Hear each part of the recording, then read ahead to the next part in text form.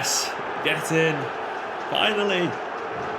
Yep, I finally reached the big 25,000 subscribers, 1/4 of 100,000. Obviously, it's only small compared to some channels, but I'm still really, really happy. Thank you, guys. Thank you to everyone who supported this channel. Thank you to everyone who subscribed. Thank you to everyone that's helped me get over the mark there. It's a nice personal milestone because basically when I joined Blooming Horizon about 3 years ago, they were actually at around 25k themselves. And now personally, my channel's reached that point when Blooming Horizon was when I joined now, which is quite nice because it means now on my own back with no help from any big companies or anything like that, I've just built a channel to the level that was a funded channel for 2.5 years, 3 years. So this feels quite nice. I love Blooming Horizon, but it's nice that now personally my channel has reached that same level just off the support of you guys, and I absolutely love that. Before anyone says where's Blooming Horizon, it ended a long time ago because the owners pulled the plug. Nothing we could do about it. I lost my job, but now I'm here talking to you guys, and I'm really happy. Thank you. I just wanted to say a massive huge thank you for all the support and all the views and all the comments.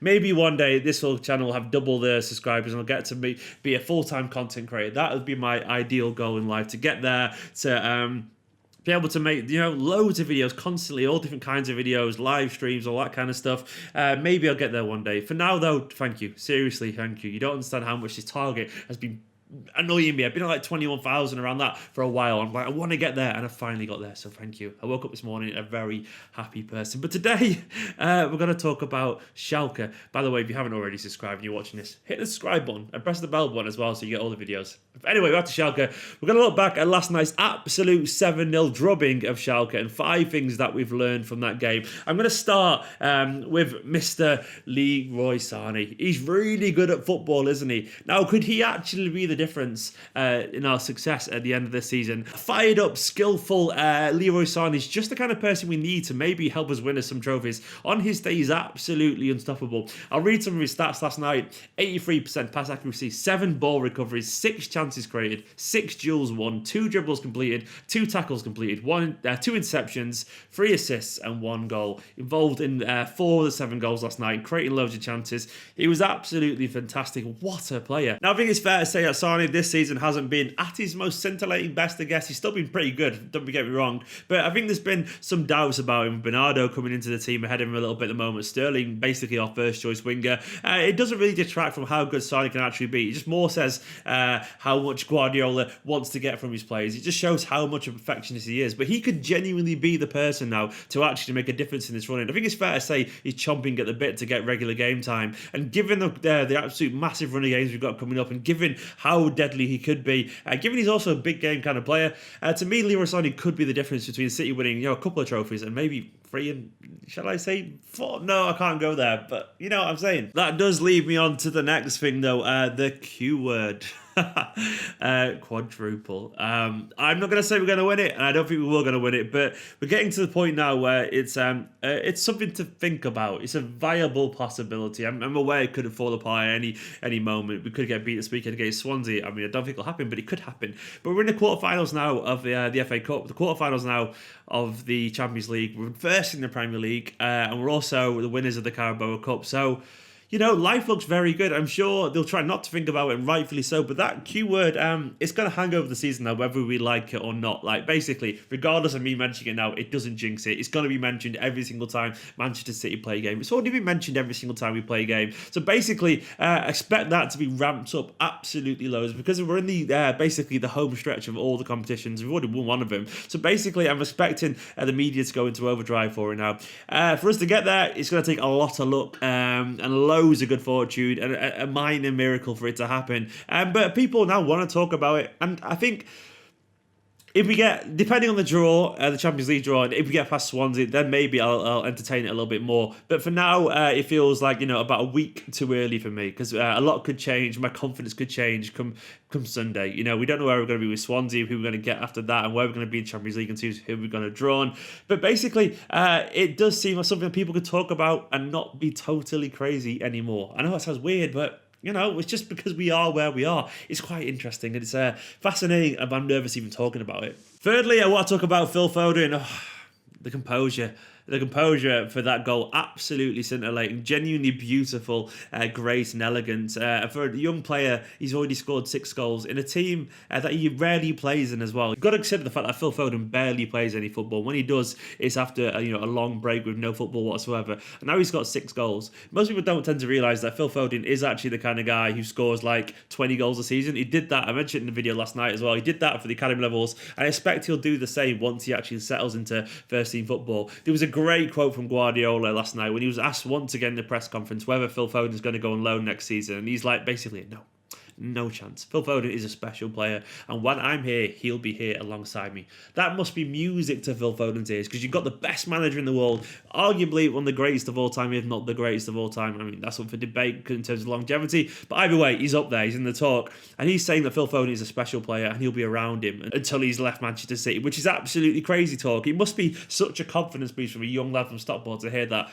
And the thing for me is now, it does still take him like a good moment to get his confidence back because he doesn't play regularly, but it shows that his overall end product now when he's settled on the pitch, it's just so much higher than it was about a year ago. He's obviously getting more and more comfortable with his own skin. He's obviously getting very used to the players around him, and he's shown that moments of quality now, genuine moments of quality in terms of like great rasping right-footed shot from 20 yards, which is like stronger than David Silva's strongest foot on the left. He still hits it harder than that. Also his composure and the variety of his finishes, he's just getting so much better. And we all know he can pass it and move, and he has that incredible, elegant gait. I love the way he just kind of strolls past people. Phil Foden is a phenomenal player. I think we're only just seeing the beginning of someone who could be really special. If he came into the team, and I expect he'll be involved against Swansea, he won't let us down. He's that good now. I'm going to talk about Schalke Ilkay Gundogan. Ilkay was class night, wasn't it? Absolutely fantastic. That number 6 performance in last night was basically, it showed a very different kind of sides of the number 6 that we've not really seen much at Manchester City. Very kind of deep-lying playmaker. I love Fernandinho. He's always my first choice for that role, but this was a very different kind of performance.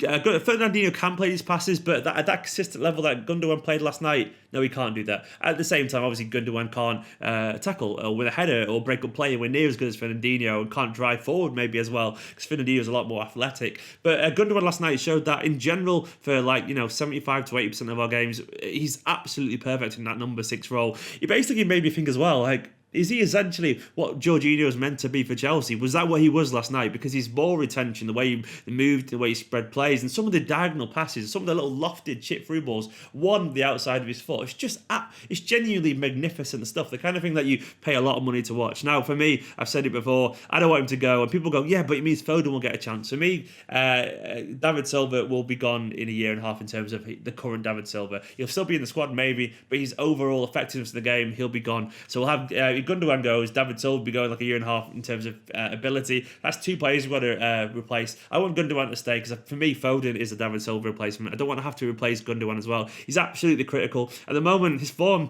he's arguably our best midfielder, and that says a lot for a guy who's largely hated, only a few months ago. His performance, he's found the level that he should be at now. He's showing what made him such an exciting player.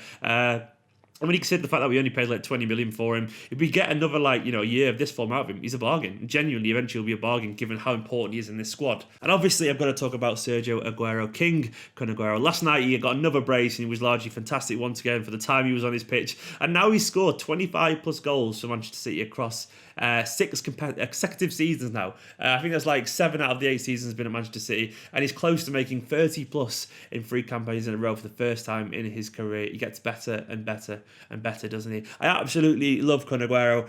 To me, the greatest, one of the biggest kind of examples of how good Guardiola's been is that he's actually improved Agüero to another level. Now he's on 27 goals. His record goals for a Manchester City team is a couple of seasons back, 33 goals in Guardiola's first year. I think he's going to beat that. We've got at least another 10 games left. Is it another 10 games? We've got something like that, at very, very least, depending on how far we go in competition. It's 11 or something, I don't know. And Agüero, to me, will get another 10 goals, I reckon. I think he could get another 10 goals, which would take him to 37. I would love for Agüero to even go on a crazy goal-scoring streak from now on and get close to 40. It might not happen, but either way, he needs 6 goals to match his highest ever record for Manchester City. I think Agüero will get to the level. And also, it's so nice, isn't it? Even though, I know this is about Agüero, but I'm going to mention Jesus. Even when he comes on, he still looks really, really good. It shows how blessed we are at the moment, the depth. But Agüero, to me, is our number one. He's going from strength to strength at the moment. And despite all the games, he's still in one piece, which is absolutely huge.